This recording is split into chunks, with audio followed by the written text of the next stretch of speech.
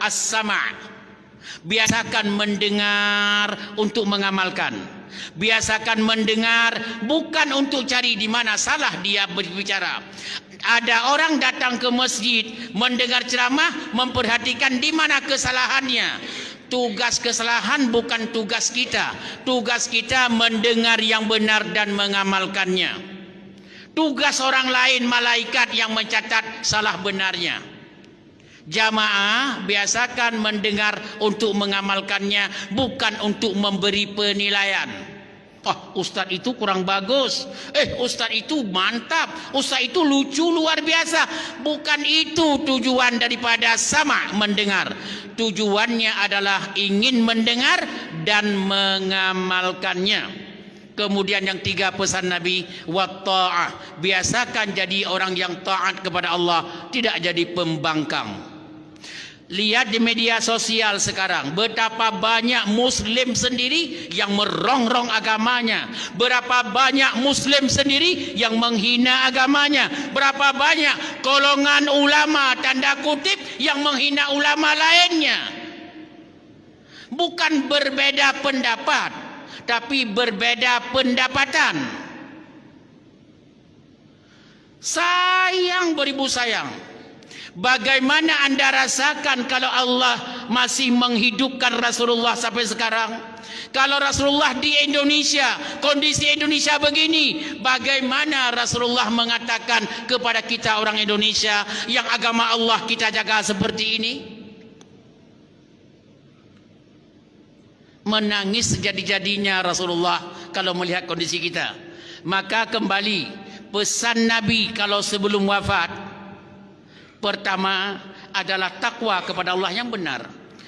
Badan takwa, hati pun takwa. Berdiri di depan Allah dengan penuh khusyuk. Saya mengajak kaum muslimin yang hadir salat zuhur berjamaah nanti, sebentar lagi, 2 menit lagi.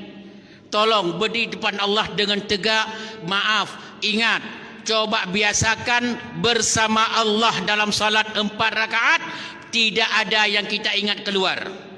Kalau bisa, jangankan semuanya, 80% dari salatmu bisa anda bersama Allah dalam salat zuhur 4 rakaat nanti, anda sudah hebat. Jangan kemana-mana, jangan pikir. Maka selalu saya katakan, sebelum anda berdiri, matikan HP yang benar. Jangan di silent. Karena silent ada getaran. Begitu getaran datang, anda mengganggu. Siapa yang telepon ini? Ini apa urusannya? Jangan-jangan udah kemana-mana. Kita di depan Allah hanya badan, hati tidak pernah di depan Allah Subhanahu wa ta'ala. Sekali lagi, bapak dan ibu sekalian yang dirahmati Allah, coba dimatikan HP atau hilang getaran. Jangan ada getaran, apalagi suara. Ingat, kenapa mengganggu? Coba nanti pesan saya, permintaan saya 4 rakaat. Coba 80% dari 4 rakaat itu bersama Allah. Anda tegak berdiri, anda setengah menangis dengan Allah dalam ibadah. Insya Allah mulia di dunia, mulia di akhirat.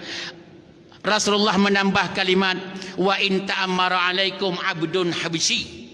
Meskipun kamu taat kepada Allah, meskipun perintah taat itu dari budak-budak orang Habasyah, dari budak yang hitam. Manusia secara ekonomi lebih hina daripada anda.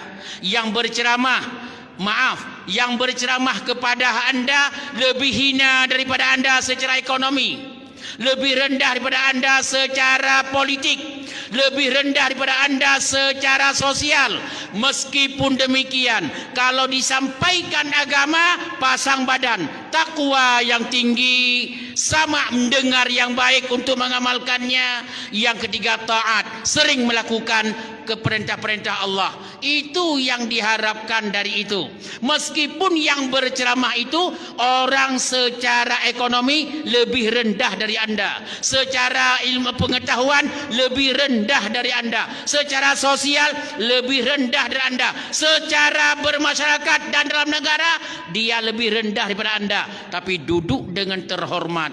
Pasang takwa kepada Allah, mendengar yang baik, dan taat melakukan apa yang bisa dilakukan hasil ceramah itu. Itu yang benar. Ya. Wa innahu may ya'shi minkum, kalau kata Rasulullah, kalau kalian bisa hidup setelah saya wafat nanti beberapa lama, fasayara ikhtilafan katsira, Anda akan melihat antara umat dengan umat saling berantem tentang persoalan, perbedaan pendapat yang sangat tajam. Lihat sekarang, apa yang tidak berbeda pendapat? Demi Allah saya katakan, itu yang saya katakan tadi sebagai penutup. Sekarang terjadi apa yang terjadi, yang kita tangisi sekarang. Berani orang Islam paham agama dan dia berani menghina agamanya. Apa yang dia harapkan dari menghina agama Allah sedangkan dia adalah Muslim? Jawabannya, apa yang dia kejar? Apa yang dia cari? Dia cari uang, halalkah uang untuk dia? Cari jabatan, halalkah jabatan untuk dia? Dengan menghina agama Allah. Muslim menghina Islam, astaghfirullah. Ulama menghina ulama yang lain.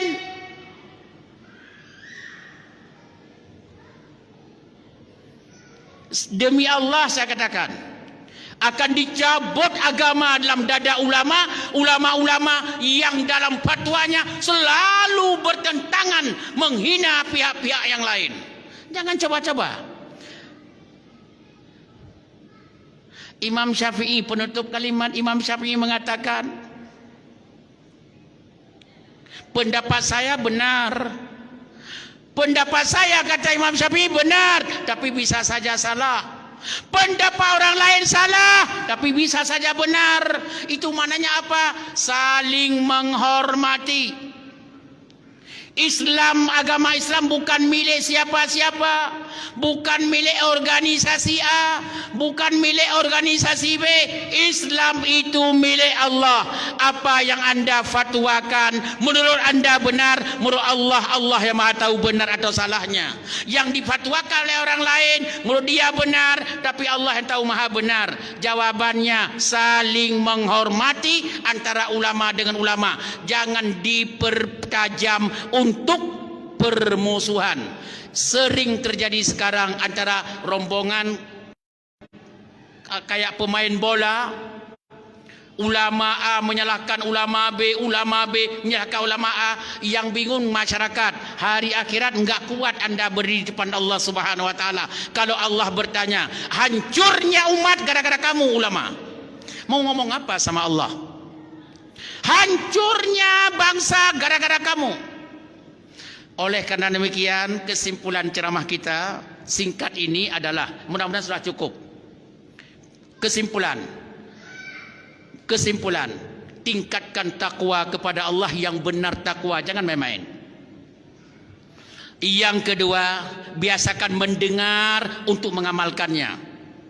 Yang ketiga, taat kepada Allah, jangan jadi pembangkang.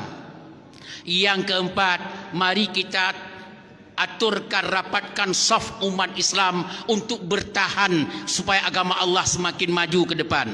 Dan yang kelima, ulama yang punya ilmu pengetahuan jangan mencoba mengkritisi ulama-ulama yang lain. Banyak hal yang kita pikirkan.